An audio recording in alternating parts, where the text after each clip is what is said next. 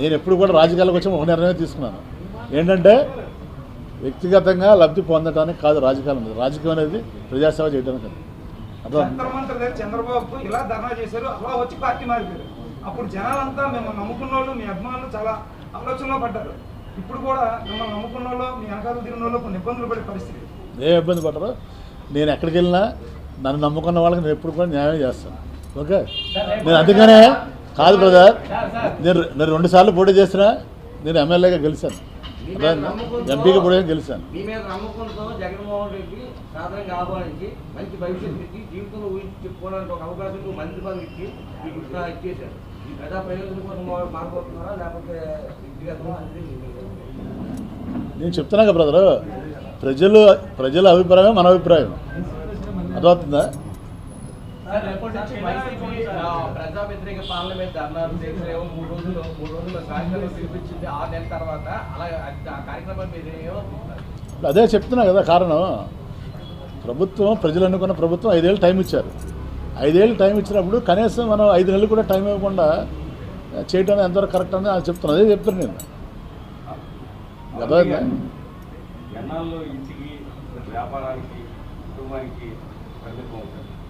చూద్దాం భగవంతుడు నిర్ణయిస్తున్నాడు నీ చేత రేపు పొద్దున ఏం జరుగుతుందో తెలియదు కదా God will decide our destiny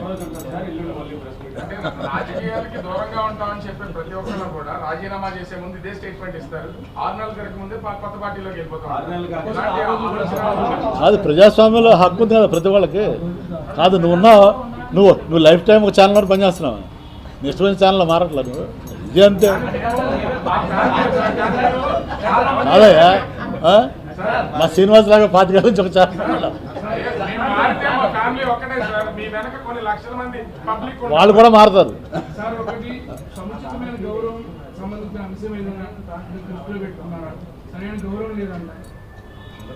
ఇప్పుడు ఏమండి నేను అన్ని తర్వాత చెప్తాను మరి ఇవాళే కదా బిగిన్ చేసింది మీరు అన్ని ఒక రోజు కూడా ఎక్స్పెక్ట్ చేయడం కరెక్ట్ కాదు ఈ రోజున వైఎస్ఆర్సీపీ పార్టీకి రాజీనామా చేస్తున్నాం కొన్నాళ్ళ పాటు మనం దీనిగా ఉండి మన వ్యక్తిగత పనులు చేద్దాం అనుకుంటున్నాం నేను ఎవరిని విమర్శించదలుచుకోలేదు బ్రదర్ వాళ్ళు విమర్శిస్తే దానికి సమాధానం చెప్తాను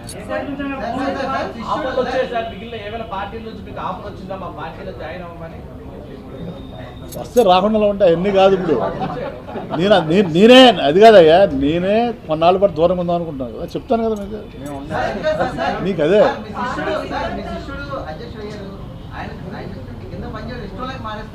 అది తప్పదు జగన్ గారు నన్నే ప్రెసిడెంట్ ఉండమన్నారు నేనే వద్దు బ్రదర్ నేను చిన్న కారణాలతోటి నేను నిర్ణయాలు తీసుకునే వ్యక్తిని కాదు అంతా నాకు నేను అలా మారాలంటే మినిస్టర్ 2.5 years అవ్వగానే మార్చిపోండి కదా నా వ్యక్తిగత యుగోల కోసం నా వ్యక్తిగత ప్రయోజనాల కోసం ఎప్పుడు నేను అనేది ఒకటే ఇవాళ రాష్ట్రం మనం చూసాం రాష్ట్రం విడిపోయింది మరి 2 రాష్ట్రాలు విడిపోయిన తర్వాత మన రాష్ట్రం ఎలా ఉంది ఆంధ్రప్రదేశ్ రాష్ట్రం పక్క రాష్ట్రం తెలంగాణ మనం చూస్తున్నాం సో వాళ్ళు అలా బుల్లెట్లా దూసుకుపోతున్నారు మనం ఇలా ఉన్నాం సో దీనికి మనం ఎవరు అనేది ప్రజలు మనం కూడా ఆలోచించాలి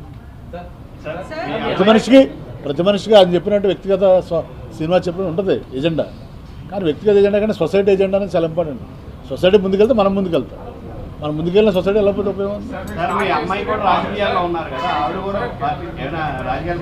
తన ఇష్టం తను అంటే బేబీతో ఉంది అది తన choice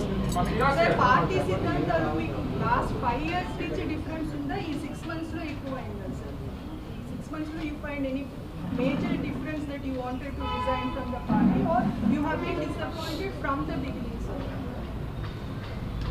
Actually madam, shall I speak in English or Telugu is also fine.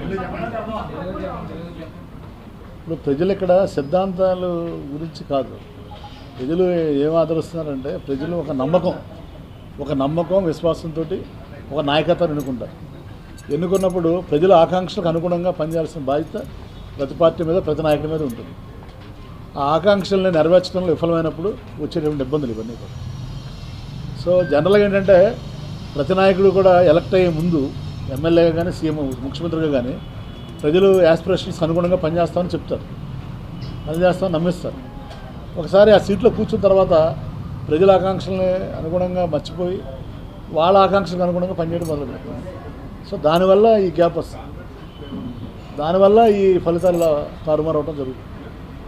So వచ్చిన తర్వాత అయినా కనీసం ఫలితాలు వచ్చిన తర్వాత అయినా కూడా మనం ఒక విశ్లేషణాత్మకమైనటువంటి విమర్శనాత్మకమైనటువంటి ఒక ఆలోచన, ఒక బ్రెయిన్ స్ట్రోమింగ్ చేసుకుని ముందుకెళ్తారు ఏ రాజకీయ పార్టీ అయినా, ఏ రాజకీయ నాయకుడు.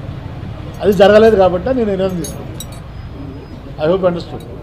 సార్ మీ ఓటమికి కారణం మీరు విశ్లేషించుకున్నారా సార్? ఓవరాల్గా వైసీపీ ఓటమికి కేస్ స్టడీ చేయమని మేధావులు మనందరికీ తెలుసు కదమ్మా అవన్నీ, ఇంకా అన్నీ మాట్లాడుకుంటూ మీరు ఎందుకు. రోజు 16 గంటలు పనిచేసినప్పుడు మిమ్మల్ని ఎందుకు మిమ్మల్ని ప్రజలు ట్రస్ట్ చేయలేదు అంటే మీ పర్సనల్గా? అది నా గురించి కాదు, ఓవరాల్ స్టేట్ చూశారు, 175 నియోజకవర్గాలు చూశారు.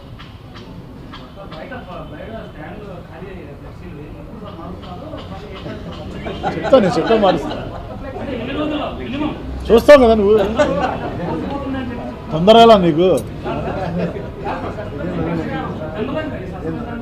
ఏం లేదబ్బా.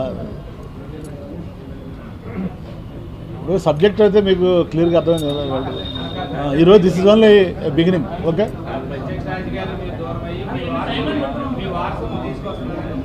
ఇప్పుడు నాకు అలాంటి ఆలోచన లేదు, నువ్వు చెప్పావు ఆలోచిద్దాం.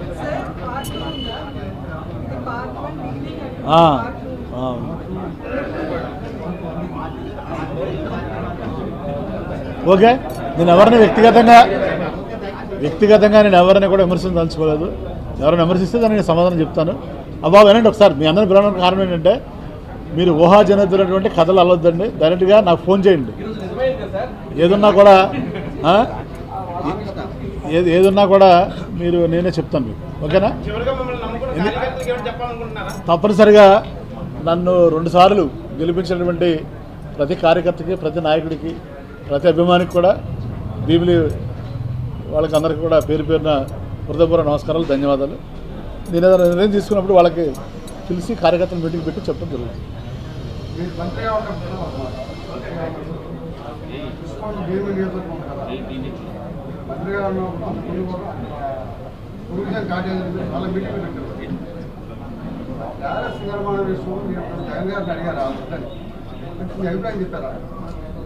సరే, మన అవకాశం ఇవ్వరు కదా, చెప్తాను తర్వాత అన్నీ మీకు. అన్నీ ఒకరోజు ఎందుకు, ఇది ఓన్లీ పొలిటికల్ కన్ఫర్మ్ అవుదాం. ఓకే, రిజిగ్నేషన్ ఇంకేమైనా అడుగుతారా? ఏమైనా ఉంటే ఇప్పుడు అడగండి, మళ్ళీ మీరు మాట్లాడదాం. అది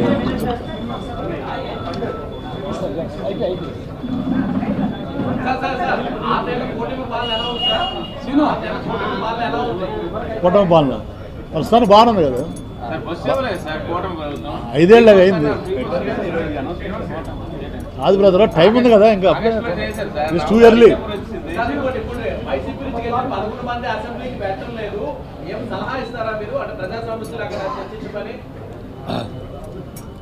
ఏమంటే ప్రజలు ఎన్నుకున్నది ఎమ్మెల్యే అసెంబ్లీకి వెళ్ళమని, కంపల్సరీ వెళ్ళాలి. వెళితే వెళ్ళమనే కదా. ఇప్పుడు మనం వెళ్ళగలం అసెంబ్లీకి, మనం ఎన్నుకోలేదు కదా, అదే కదా బాధ.